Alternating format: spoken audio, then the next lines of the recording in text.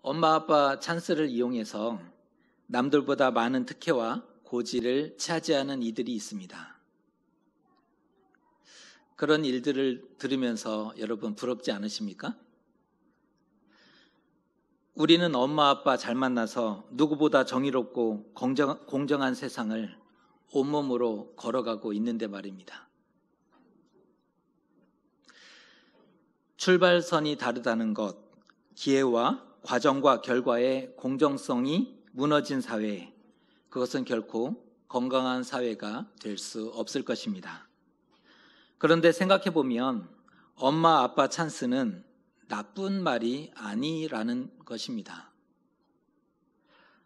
많이 쓸수록 좋은 것이죠.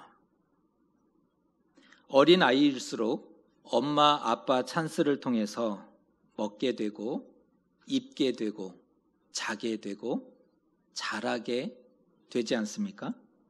그때는 도움이 없이는 스스로 아무것도 하지 못하기 때문입니다. 뿐만 아니라 부모를 신뢰할수록 묻게 되고 지혜를 배우고 더 멀리 보고 더 멀리 뛸 수 있게 되는 것입니다. 세상에서 가장 든든한 후원자이고 아낌없이 주는 나무이기 때문에 그렇습니다. 그런데 찬스를 요청하면 너무나 기쁠까요? 아니면 귀찮아하고 힘들어하고 짜증날까요?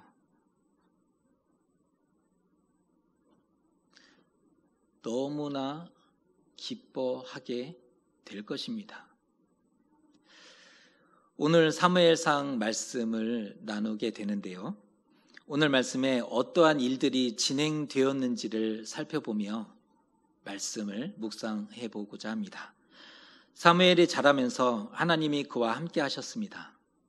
그의 말이 단 하나도 땅에 떨어지지 않게 만들어 주셨습니다. 단에서 브엘사바까지 온 이스라엘이 사무엘이 하나님이 세우신 선지자임을 알게 되었다는 거죠.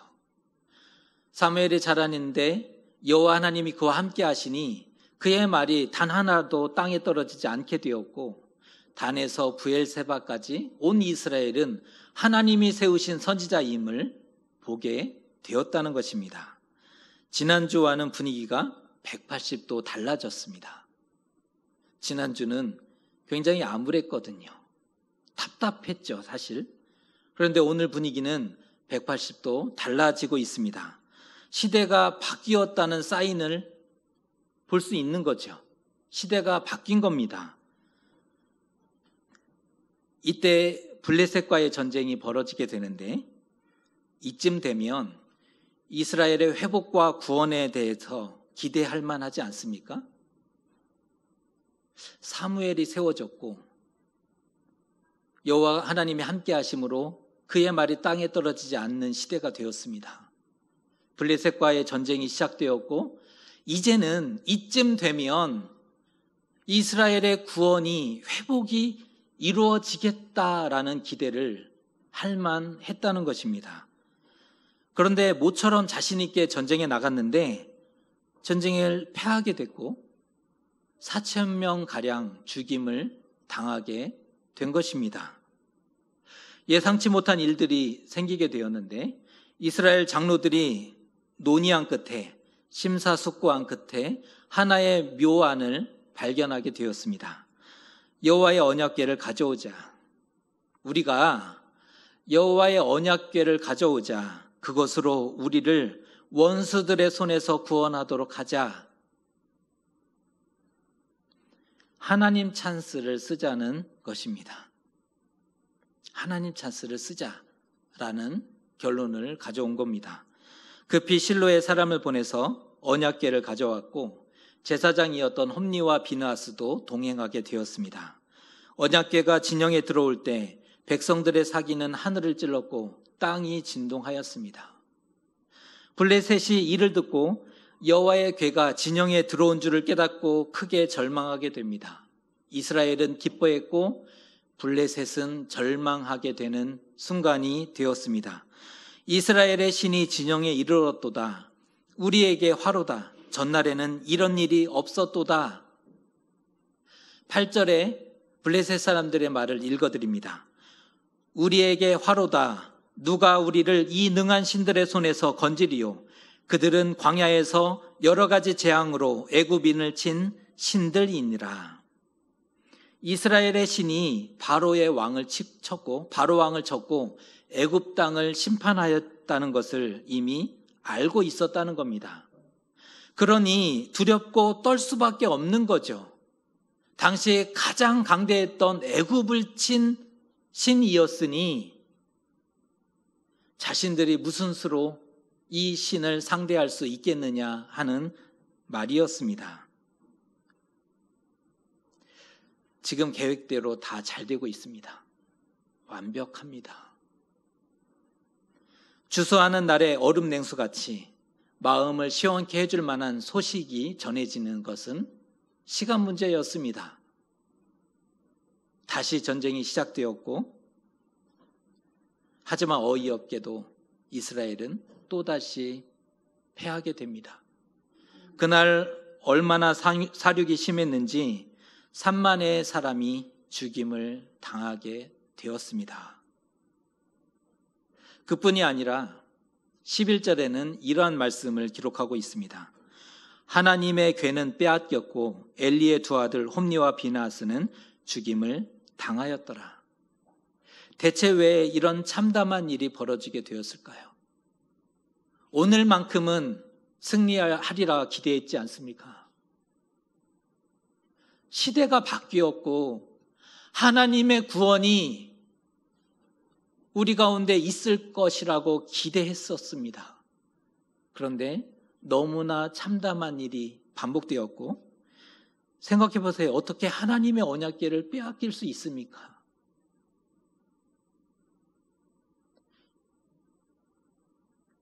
우리가 다 죽어도 하나님의 궤는 지키자. 이것이 맞는 말이죠. 어디서부터 잘못되었을까요? 오늘 그 원인을 한번 찾아보려고 합니다. 첫 번째, 전쟁의 실패는 누구 때문인가? 책임을 한번 따져보고자 하는데요. 우리가 하나님을 버리고 우상을 쫓았다. 우리가 하나님을 버렸다. 전쟁을 하면서 하나님께 도움을 구하지 못했다. 회개하고 여호와께 돌아가자. 하나님께로 돌아가는 것이 먼저였죠. 먼저여야 했다는 말입니다. 하지만 이스라엘은 당혹스러운 결론을 내리게 되는데, 여호와께서 어찌하여 우리를 블레셋 앞에 패하게 하셨는가? 이스라엘의 말을 들어보면 여호와께서 어찌하여 우리를 블레셋 앞에 패하게 만드셨는가? 라는 말을 하고 있는데요. 하나님이 싸우시지 않았다라고 본 겁니다.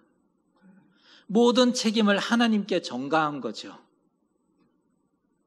패배의 원인이 하나님께 있었다라는 결론입니다.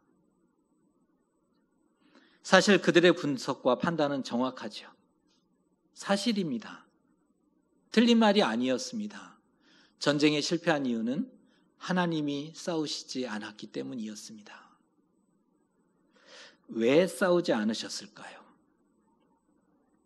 지금 시대적 배경은 사사시대의 말인데요. 왕정이 시작되기 전의 일이지 않습니까? 이스라엘은 각자의 소견에 옳은 대로 살았다 했습니다. 각자 옳다고 생각하는 대로 열심히 살았습니다. 하나님을 경외하지 않았죠. 하나님을 버리고 대신 열심으로 우상을 숭배하던 때였습니다. 지금까지 하나님께는 한 번도 그런 적이 없었는데, 우상에 대해서는 참으로 마음과 정성과 뜻과 정성을 다해 심지어 자신의 자식까지 내어주며 섬기던 사람들이 되었습니다. 하나님께 대해서는 그런 적이 없었죠. 하나님께 대해서는 늘 의심이 있었고, 하나님을 향해서는 늘 불평이 많았고, 하나님께 대해서는 늘 피동적이었습니다. 순종이 나오는데요. 사사시대에 하나님 앞에 순종했던 일들이 있지 않습니까? 그런데 이 순종이라는 것도 곱씹어보면 말이 좋아 순종이지 마음에서 우러나오는 순종이 아니었던 것입니다. 매를 맞기 싫어서 그저 따르는 척 했던 그런 순종이었을 뿐입니다. 지난주에 살펴봤듯이 엘리와 두 아들이 통치하던 때는 여호와의 말씀이 희귀하였고 이상이 흔히 보이지 않았다 했습니다. 하나님이 말씀하지 않았기 때문이 아니었고 하나님이 이상을 보여주시지 않았기 때문이 아니었고 그들이 하나님을 버렸기 때문이고 하나님의 음성을 들으려 하지 않았기 때문이었던 것입니다. 그럴진데 하나님이 싸우셔야 할 이유가 있는 것입니까? 하나님이 이스라엘을 위해서 싸우셔야 할 이유가 남아 있습니까? 오히려 이스라엘이 그토록 좋아했던, 그렇게 마음을 다해서 숭배했던 자신들의 신들에게 가서 구하고 기도하고 그 자신들이 섬기던 신이 싸우도록 하는 것이 더 정당하지 않습니까? 그래 놓고는 이제 와서 하나님 책임이라고 얘기하는 것이 가당치 않은 거죠. 다음 두 번째, 언약궤를 가져오고자 한 진짜 이유는 무엇인가? 왜 언약궤를 가져오려고 했을까 하는 점인데요. 언약궤는 하나님의 임재의 상징이었습니다. 하나님이 내가 거기서 너희와 만나리라 하는 약속이 있었기 때문에 하나님의 임재의 상징이라고 얘기하는 것입니다. 이스라엘에게 있어서 가장 중요한 성물일 수밖에 없는 거죠. 광야에서 어떠했는지를 들어보시면 이해가 되실 겁니다. 민수기 10장 35절의 말씀에 이러한 말씀이 나옵니다. 궤가 떠날 때에는 모세가 말하되 여호와여 일어나사 주의 대적들을 흩으시고 주를 미워하는 자가 주 앞에서 도망하게 하소서 하였고, 모세가 기도하는 장면인데요. 궤가 나아갈 때 대적들을 흩어주시고 이기게 해달라고 간구하였습니다. 언약궤와 하나님을 동일시하고 있는 거죠. 이 언약궤는 곧 하나님이라는 거죠. 이 언약궤가 나아갈 때 모든 원수들을 물리쳐 주시고 떠나가게 해 주십시오 라고 그래서 기도할 수 있었던 겁니다. 그렇게 이스라엘은 언약궤를 메고 광야를 다 걷게 됩니다. 언약궤를 앞세우고 요단의 마른 땅을 건너 가나안 땅에 들어가게 됩니다. 언약궤를 앞세우고 여리고 성을 무너뜨리게 되었고 광야를 지나 가나안에 이르기까지 언약궤는 언제나 기적의 중심에 서 있었습니다. 하나님이 함께 하셨고 하나님이 싸우셨고 하나님이 역사하셨기 때문에 그러한 일들이 이루어질 수 있었던 것입니다. 그러나 오늘 언약궤를 가져오기 위해서 이스라엘과 장로들이 했었던 말을 눈여겨봐야 하는데요. 언약궤를 실로에서 가져다가 우리를 원수들의 손에서 구원하게 하자라는 말을 하고 있습니다. 이 말이 어떻게 들리십니까? 무엇이 구원을 가져다 주는 것입니까? 정말 언약궤가 이스라엘을 구원한다고 생각하십니까?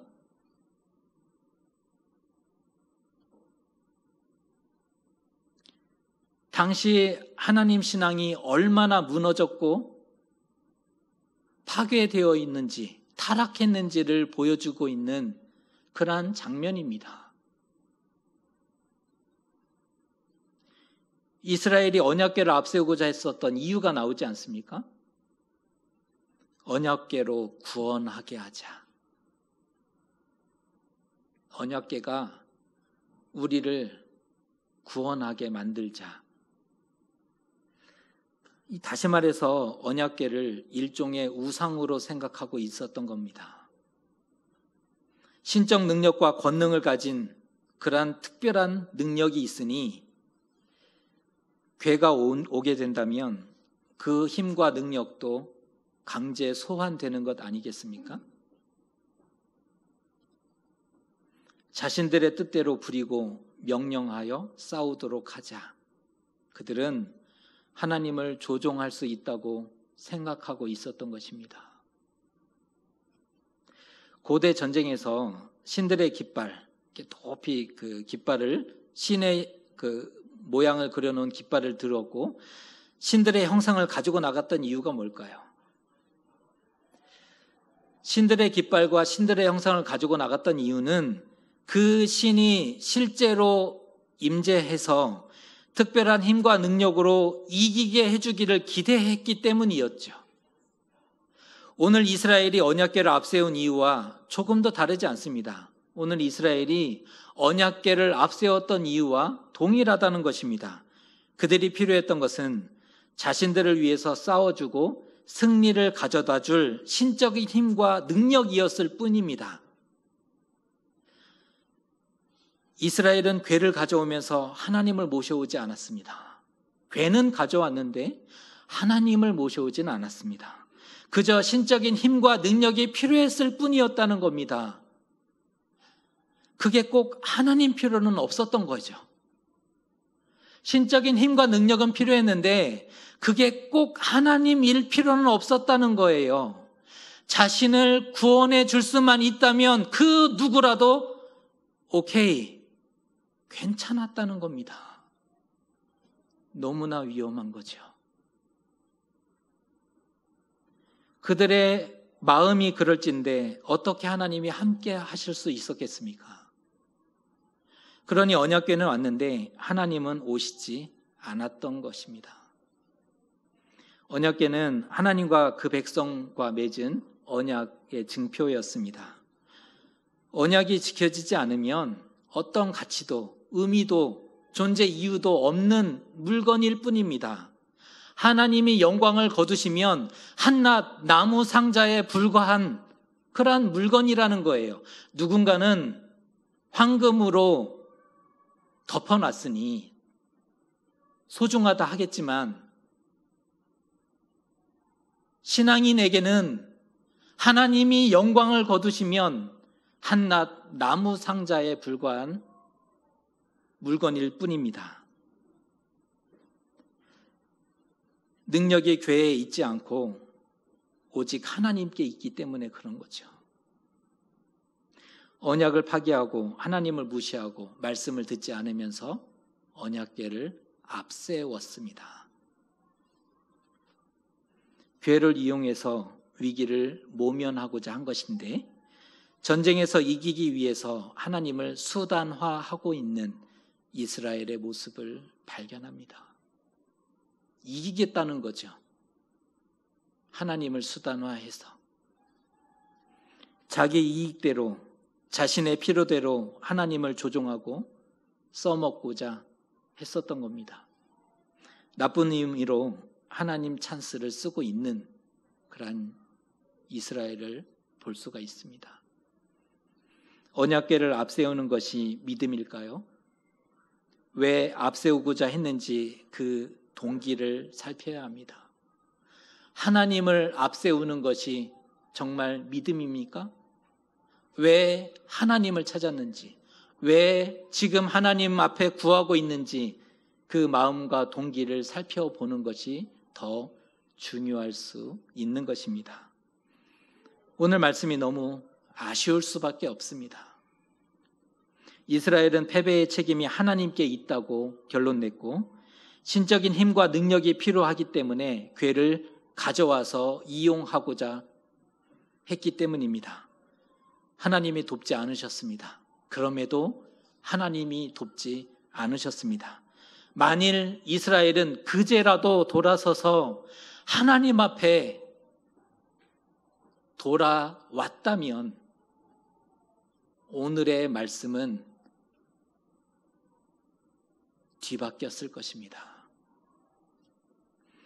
입으로만 하나님 찬스를 외치면 응답하지 않으십니다. 죄와 허물을 버리고 하나님께 돌아가는 것이 먼저입니다. 먼저 손에 있는 피를 닦아내는 것, 하나님 앞에 나와 자복하는 것, 그것이 먼저입니다. 아무리 급해도 언약궤가 아니라 하나님을 모셔야 하는 겁니다. 사람이 아무리 급해도 언약궤를 찾을 것이 아니라 하나님을 찾아야 하는 거죠. 그랬다면 전쟁의 승패와 상관없이 이스라엘은 살게 되었을 것입니다. 궁금한 게 있는데요.